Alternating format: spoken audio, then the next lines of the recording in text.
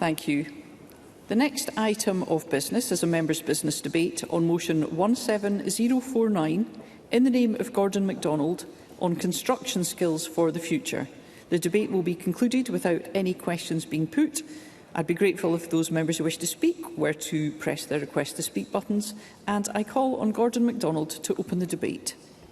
Thank you, Presiding Officer, and I thank everyone who supported this motion and made this debate possible. I also thank the Chartered Institute of Building for their support in briefing on this important issue of skill shortages within this construction sector. Presiding Officer, an article in the March edition of Scottish Construction Now highlighted that the skills gap remains a major challenge and that Scotland requires over 26,000 additional construction workers over the next 5 years to meet industry demands and sustain growth. There is also the longer-term challenge of ensuring that there is a construction workforce to meet the future demand for more housing, schools, roads and data centres. The workforce that is required to meet those projects starting from 2030 and into the 2040s is currently at primary and secondary school. We need to encourage more young people to consider a career in construction, and that means we have to encourage parents to consider the vocational route for their son or daughter, especially as the Chartered Institute of Personnel and Development found that 34% of graduates are not employed in the sector that relates to their degree. There needs to be a parity of esteem between the vocational and academic routes within further and higher education.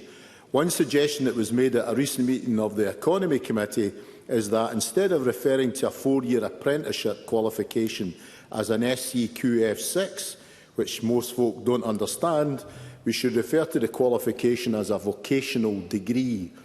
There are many benefits to the vocational route. You're paid as you learn, you contribute to the economy through spending, you pay income tax and national insurance contributions which support public services, and you qualify with no student debt. That is why between 92 and 95% of apprentices who complete their apprenticeship stay in the occupations that relate to their apprenticeship. Other countries across Europe and the OECD have identified the importance of vocational training. For example, Switzerland, with a population of 9 million, has 70% of young people going through the vocational education and training route. Young people are starting to realise the benefits of apprenticeships, with new data released by the Chartered Institute of Building for Scottish Apprenticeship Week showing changing attitudes to construction careers amongst young people and parents. The survey found almost 3/4 of young people aged between 16 and 24 in Scotland hold a positive view of construction careers, and more than a third would consider working in the construction sector. The survey also found that 3/4 of parents of 16 to 24-year-olds would be supportive of their child working in construction, with only 8% saying they would be unsupportive. But the survey also found that almost half of the young people surveyed said that information about the sector was not included in the careers advice they received while at school. We need construction apprentices to act as champions for the sector, going into schools before pupils select their subject choices during second year to highlight the range of training and sectors that employ apprentices. But we also need employers to step up to the challenge, as the Employer Skills Survey found that only 16% of employers in Scotland took on apprentices. Hence, when a vacancy does occur, it is many times oversubscribed. We need SMEs across Scotland to build their own homegrown talent and understand that most apprentices start adding value to the business after the initial 6 months. However, things are beginning to change, with more schools forming partnerships with local companies to give pupils an insight into construction. In my constituency of Edinburgh Pentlands, during the building of the new Curry High School, we had the construction company Kier opening a construction academy, Constructing Futures, on site, offering industry and employability skills to local students. The Constructing Futures partnership between Kier, the school, Edinburgh City Council, Edinburgh College and local employability partner Ruts covered the full academic year and introduced students to the construction industry. The Construction Industry Training Board themselves is funding over 2,800 high-quality work experience tasters of the industry through their Construction Work Tasters programme. The shortage of project managers within construction has led the Chartered Institute of Building to introduce tomorrow's Leaders Student Challenge contest held earlier this year. This is a welcome opportunity for students with a keen interest in the built environment to put their skills to the test. 7 teams took part in this year's contest, which provided an invaluable opportunity for students to showcase their innovative ideas and teamwork skills in front of a panel of built environment judges and prospective employers. There's also the new National 5 course at Wester Hailes High School, supported by Compass Roofing, which will introduce young people to traditional roofing skills in the hope that they will consider an apprenticeship when they leave school. Then there is the annual Scottish Traditional Building Forum, which is once again sponsored by Alec Rowley and I, which will begin tomorrow outside in the Parliament grounds. This is an opportunity for young people and politicians to see the wide range of careers that are available in the sector, from slating, electrics, painting, surveying with drones and stone masonry. Many within the construction sector realise that they must produce their own skilled workforce, and the examples above highlight some of the steps undertaken by employers. But we also need an improved careers advice, where guidance is provided on vocational training opportunities, not just academic routes. We must also re-evaluate the funding support for apprentices without falling foul of the same disaster that has hit apprenticeships south of the border, where there has been a 44% drop in posts since the apprenticeship levy was introduced. Finally, Presiding Officer, there are many challenges facing the construction sector across Scotland, but it is a growth industry which contributes 6% to Scotland's GDP and currently employs 210,000 people. The sector will continue to serve Scotland well in future years if we can get the skills system aligned with industry needs. Thank you, Mr MacDonald, and I call Alexander Burnett to be followed by Fulton McGregor. Thank you, Presiding Officer, and despite the context of today, can I thank Gordon MacDonald for bringing this important debate. I should start by referring members to my register of interest relating to construction as a non-executive director and shareholder of a house-building company. And it is with this knowledge of the sector that I highlight the serious decline in certain skills and point out the bleak reality facing the sector and the Scottish Government's chances of meeting its housing targets. Now, in this last month, I've attended the retirement of 2 hard-working individuals who have been with our family firm for over half a century between them. Andy Patterson retired as a bricklayer after 35 years, and Bruce Innes has retired after over 20 years as a joiner. I wish them both the very best in their retirement and thank them for their service. Now, as more professionals retire and less young people enter the industry, we are faced with a doom loop of not enough trained workers in the pipeline to make up the shortfall and mentor their successors. Bricklayers are the most difficult to employ, as the skill set is simply not out there like it used to be, and I believe the bricklaying sector is down nearly 30% from where it needs to be. It is sadly not as much as a chosen trade for the apprenticeships, and the Institute highlights that urgent action is needed to address this worsening skills gap. Worryingly, I was told last week that nobody has signed up for the course in Aberdeen. In the past, this course had over 40 students and is shockingly now at 0. Joinery is also not receiving the same number of applicants as previous years, and the impact of this can be felt in construction companies. In our own company, for example, we used to have over 10 apprentices in joinery and bricklaying, and now we have only half of that. And the further problem is that companies who would normally carry out training cannot do it because they are short of mentors in their own businesses to support apprentices. And unfortunately, the comments by Gordon MacDonald that SMEs need to take on more apprenticeships only demonstrates how little the government understand of how the sector is actually working. Outside of subcontractors, we employed 9 bricklayers and 11 joiners. And so, without an adequate number of mentors, there is a limited capacity for us to be able to take on more apprentices. But as we've heard across the chamber, we need to support traditional skills and encourage more young people to pursue a career in the construction industry. Bricklaying can be a rewarding career, earning over £40,000 a year, and I'm glad 74% of young people hold a positive view of construction careers. But unless these skills are passed on, there will be no such pay packets and no houses built, because inspiring more people into the sector not only supports both the local and national economy, it will also see more homes being built. And this is at a time when there is a national housing emergency in Scotland, and 13 local authorities have declared their own housing emergencies. We currently have the highest record of children living in temporary accommodation, and it's been made clear today that encouraging more people into the industry will play a key part in tackling this crisis. So today I would like to hear from the Minister if he actually knows how many workers we have in the construction industry for each of these skills, but more importantly, if he knows what numbers in these skills are going to be needed to meet the annual housing targets. Because if this SNP government doesn't get a better understanding of the employment problems facing the sector, the housing crisis is going to get a whole lot worse. Thank you.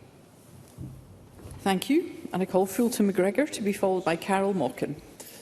Thank you, Presiding Officer. And I'd also like to place on record my thanks to my colleague Gordon MacDonald, who has brought this important issue to the Chamber this evening, and particularly given the debate that we've just had today for him to take up and begin the debate in the manner that it has. Much credit must be given. The motion that we're discussing tonight does indeed raise serious concerns about the future of the construction sector in Scotland, as statistics provided by the Construction Industry Training Board have highlighted an outflow of workers in the industry due to several factors, and suggested numbers that will need to increase by over 26,000 in the coming years to close the skills gap in the sector. And some of the factors that have contributed to this gap include an ageing workforce, a high labour but low productivity business model, and a history of boom and bust, which can create difficulty in planning over the long term for fluctuating workloads. As well as these noted factors, recruitment drives must do more to make the sector more accessible for women, ethnic minorities and people with disabilities, cohorts who are all underrepresented in the construction industry and whose absence is certainly being felt with these projected labour shortages. And while the member who brought this debate has touched on these challenges, as has other members, and I'm sure the Minister will no doubt underline what the Scottish Government can do to support the industry when they close the debate, I'd like to briefly talk about a couple of experiences in my own constituency which have shown what great potential we have here in Scotland for young people of all backgrounds to get into the sector. Just a couple of weeks ago, I visited Coatbridge High to view and take part in the Build Your Future event, which sought to highlight the diversity of roles in the construction industry. Students could learn about and engage with roles in areas such as roofing, electronics, digital mapping and drones.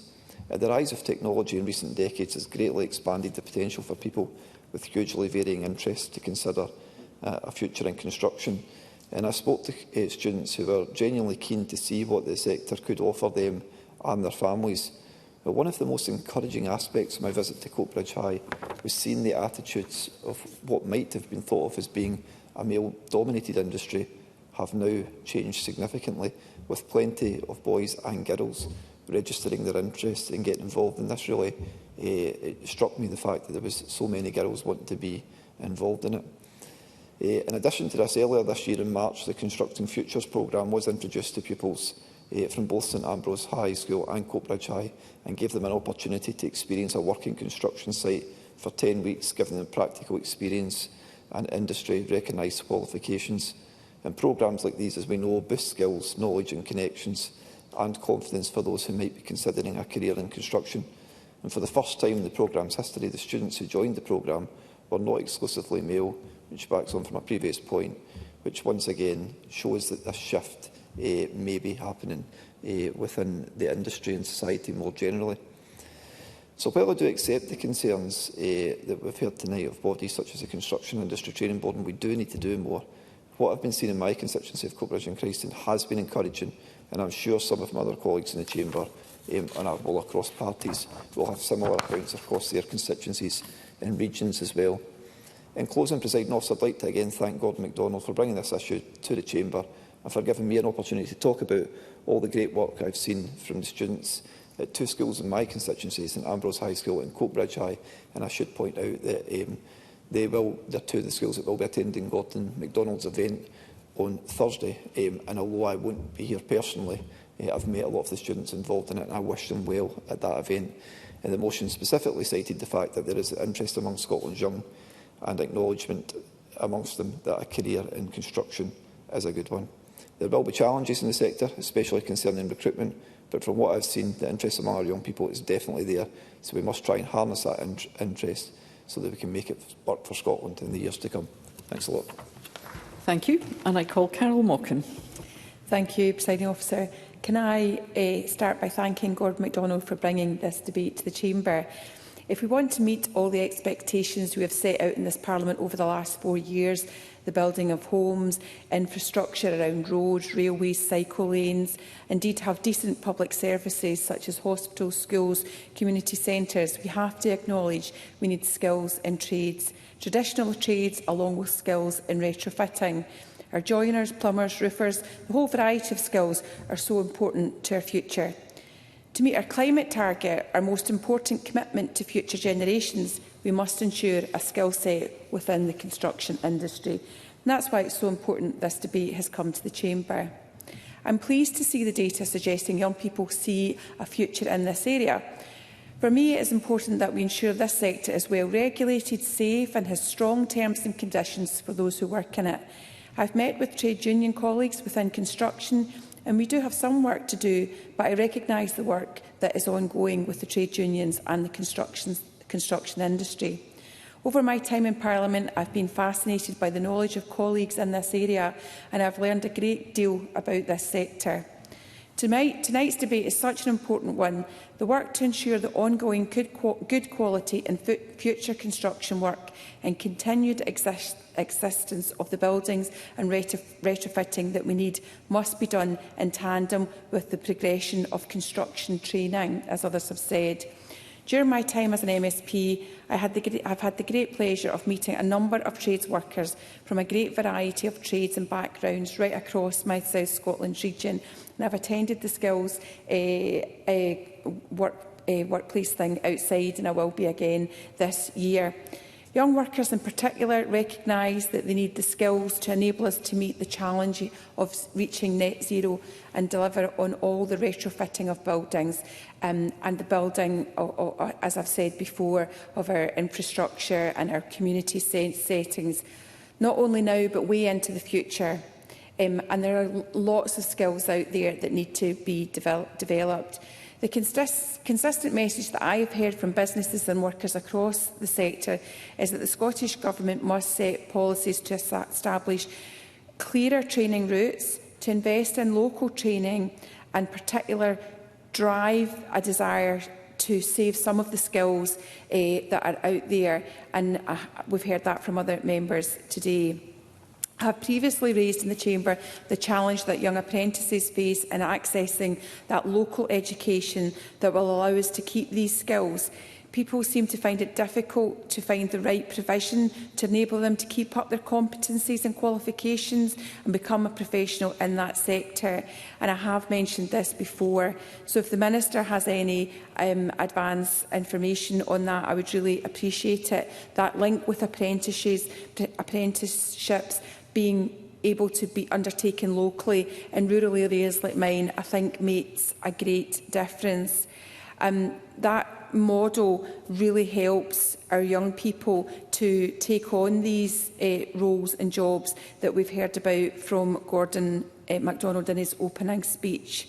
So it really just goes to me to say I really think this is an important sector for the Parliament to look at, and I really want to thank everybody for their contributions and thank Gordon MacDonald for bringing the debate to the Chamber.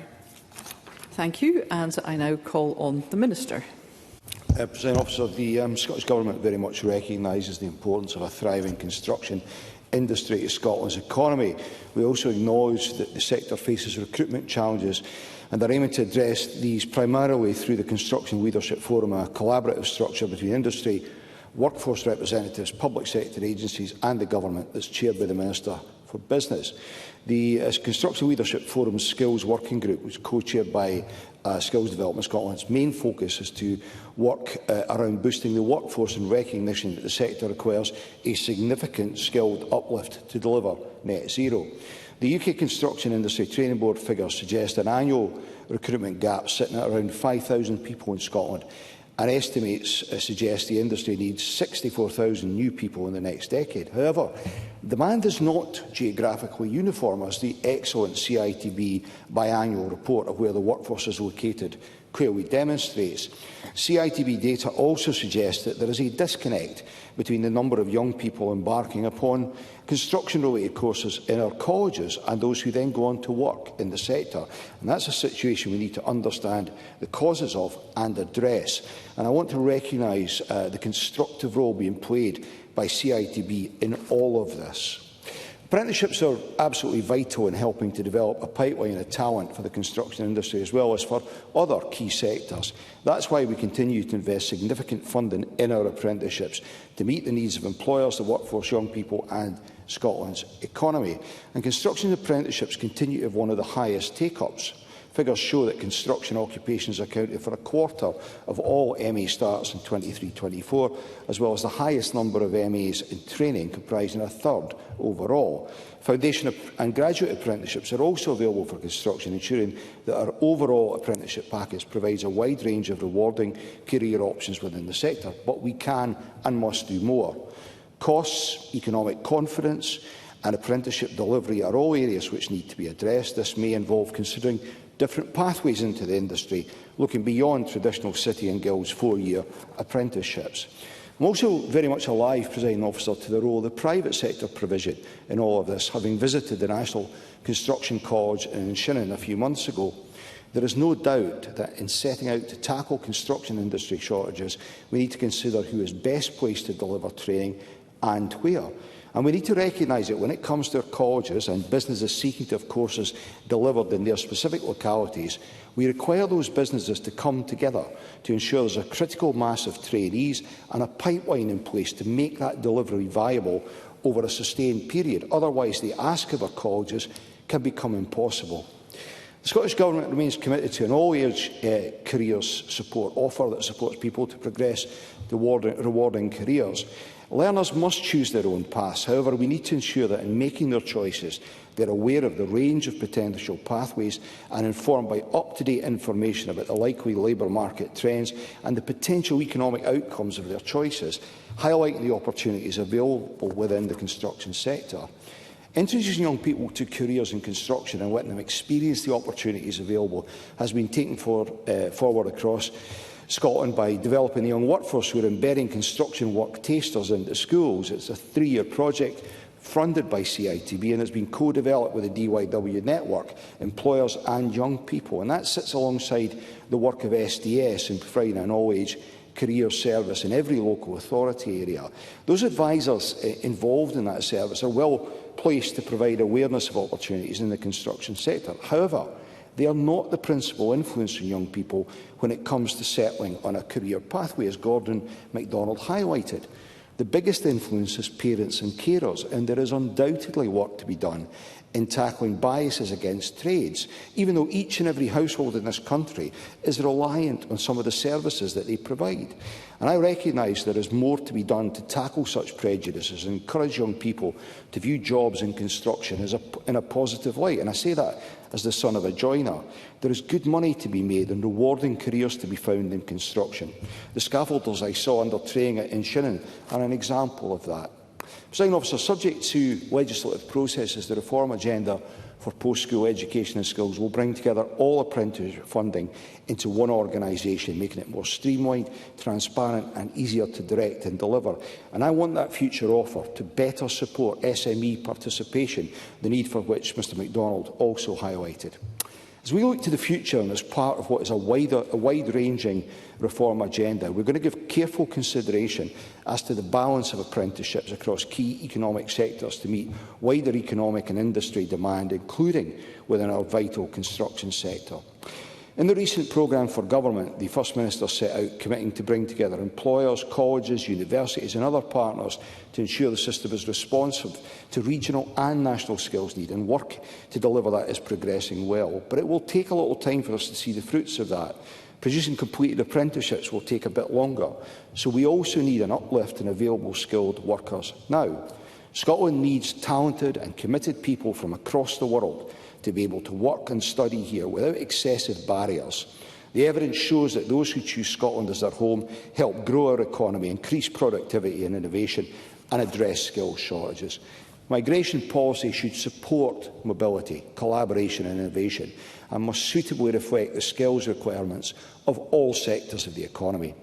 The UK Government's Immigration White Paper proposes changes which are short-sighted and will prove damaging to sectors which rely heavily on international talent, including our construction sector. Now, we're going to continue to press the UK Government to urgently work with us to deliver tailored migration solutions for Scotland and prevent the harm to our economy, communities and public services which the policy decisions in yesterday's White Paper will undoubtedly lead to. Through our government's strategic approach to growing a green and fair economy, we will continue to ensure that Scotland is also known for championing fair work, for succeeding in new industries and progress in a whole range of innovative sectors. And of course, the construction industry is central to the success of that work, particularly around our green industrial strategy, where the sector will play a vital role in the supply chain for renewable energy and housing.